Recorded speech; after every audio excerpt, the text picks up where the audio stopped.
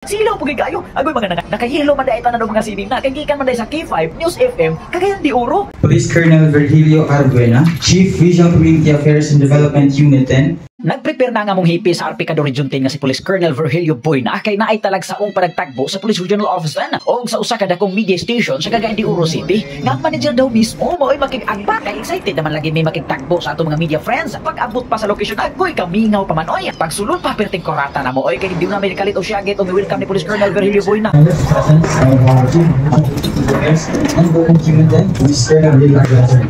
Sus ako man dahil classmate nga si Mr. MC Police Corporal o si Sweet Kyra nga gwapa og nakaandam na ang mga bangko og lamisa sa sulod og pitira pa dagan nagiandam agoy ginukududa pa yung mga pagkaon gigutom naman hinuon ko nakalimot ko nga dili man di ay ni para sa ako pagbihib diha siyo kay mabulabog ta padaplin sa una diha gikuyawan man ko kalit ano man agoy kasi aron man di ay ko ani ana ni abot na gid ang chief sa PCR nga snappy kayo nga si Police Colonel Renante Reyes diha nagsugod ang kabibo kay nagsunod-sunod naman dayon og abot ang mga representative og ipamunahan kini ni Deputy Regional Director for Administration na si Police Colonel Danilo Bacas og niabot sab dayon ang ating pamaba sa higalang pulis na si Police Major Joe Navarro aning samot na og nakatingala man ko kay murag init man unta namugnaw man ko agoy pantugra niabot naman di ay glayon ang ato mga bisita silaw po kayo agoy mga nakahilo man dahil na mga sining na kagikan man dahil sa K5 News FM Cagayan de Oro ni ana gid sila di naging matabang na dili na ginamapugan murag magsugod na ang programa dayon kay naa naman sa ay ang isa sa pinaka beautiful lady nga kanina kong kaabin sa kapalarang media nga si Miss Saysay Oliveira uy wa gid mo ni damhab ni init na jud og samot ha pero ate ka para i-share nimo ba unsa man di ay pwede ka maipit share na diha ayaw na baga lingilingaw diha paminaw sa kay nagsugod na unsa di ani nganong ingani man wala may mani.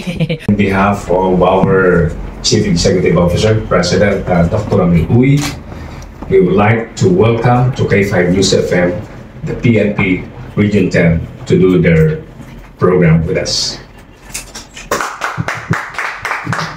I extend my heartfelt gratitude to the executives and staff of K5 News FM, led by Mr. Errol C. Takame, Station Manager, for your invaluable support and commitment to this collaborative endeavor. Ug mao kadto nagkasabot dayon sila nga dunay libreng program sa radio sa Police Regional Office dito mismo sa K5 News FM Cagayan de Oro. Matag semana pag yun nag-atangay gid ninyo kay pinaka-nindot o pinaka-exciting kayo mga impormasyon ini. Sigurado gyud ko kay na si GPT show si Kuya Joe. Kay na-approve naman dayon ang memorandum of agreement nila. Aw, wala gid mahimo ini. Siyempre wala balibaray ang inyong syukoy oy. Abi pa lang nagbag-o na ta.